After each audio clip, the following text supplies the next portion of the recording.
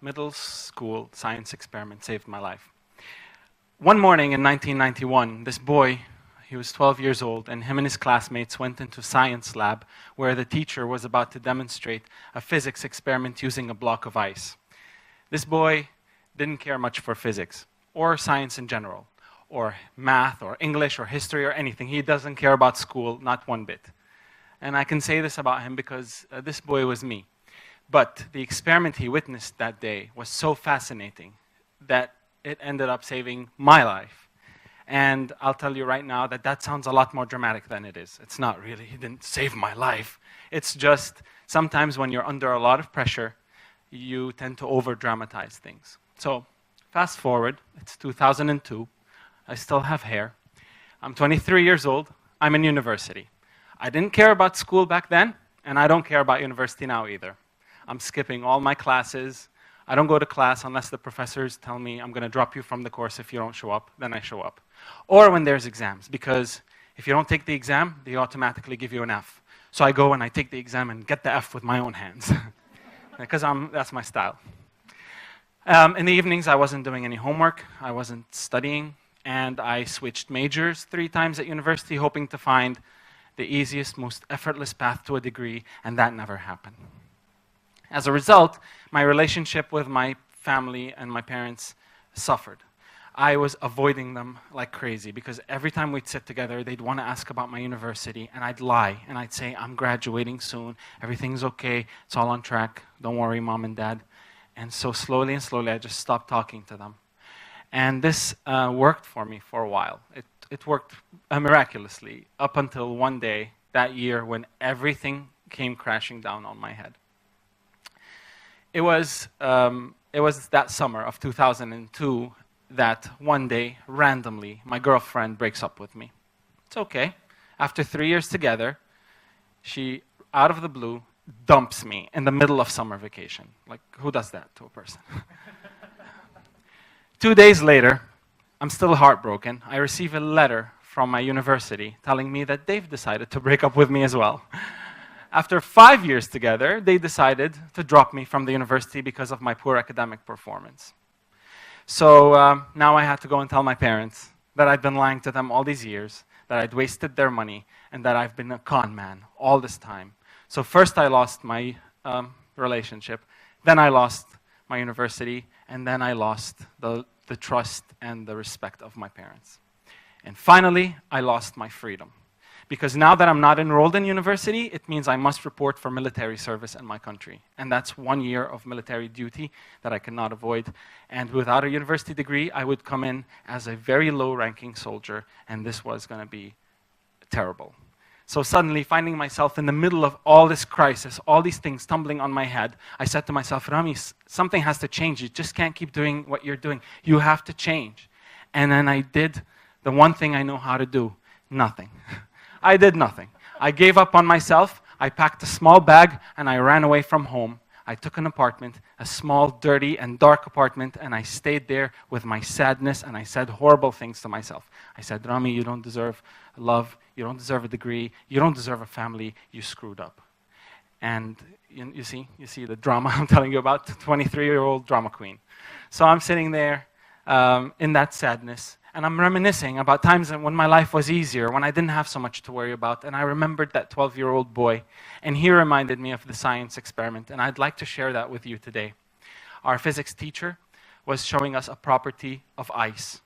If you take a block of ice and you put a wire around that block of ice, and you hang a weight from that wire puts pressure on the block of ice. The block of ice reacts. This pressure changes the freezing temperature of the ice, and the ice begins to melt around the wire. The wire passes through the melting water, but then the water on top of the ice is no longer under pressure, and it freezes again. And this happens over and over again, the wire melting the ice and the water freezing on top of it, until eventually, over time, the wire passes through the block of ice without breaking it. It's magic. It's magic. Now, sitting in that apartment, remembering this experiment, I realized what I had witnessed a decade ago. This is not just a physics experiment. This is not just magic. This is the best crisis management system I've ever seen. You see, the block of ice, finding itself under immense pressure, does two things. First, it melts. It surrenders to the wire and says, I'm going to let you through. But that's very passive. We humans have a passive survival method. We say, c'est la vie, this too shall pass, the darkest hours right before sunrise. We say these things to make the burden lighter and to help us surrender to our fate. But that's not what saved the block of ice. It's the active effort from the block of ice to heal itself as the wire passes through. This regelation process is what saves the ice from breaking. And I said to myself, Rami, if a block of ice can do this, so can you. So I decided, my situation is pretty messed up. There's a lot of bad things happening around me, and it looks like a crisis. But if I were a block of ice, what's my wire here? What's the one thing I cannot change? And it was very easy to decide there, because I had 1 year of military service. I can't change that. I can't avoid it. I can't escape it. That's my wire. So what am I going to do? Like the block of ice, I'm going to surrender to this wire and let 1 year of military service pass through me. Now that's the passive part. Like the block of ice, I need to refreeze myself to make sure I don't break. So I have a big mess behind me that I need to fix. What I did during my 1 year of military service is that I enlisted in another university as a freshman, the oldest freshman there. And I started studying from the very beginning so that I could use those grades and apply to my first university. Maybe they'd take me back to finish what I started. And it worked. I got back into my first university and started repeating every single course I failed so I could raise my average enough to graduate.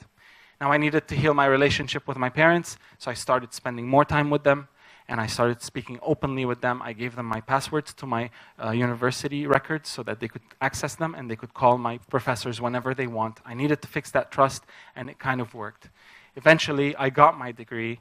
I didn't get a distinction or an honors, but I got a big, whoa, thank God, I finally graduated. You know, this failure finally made it.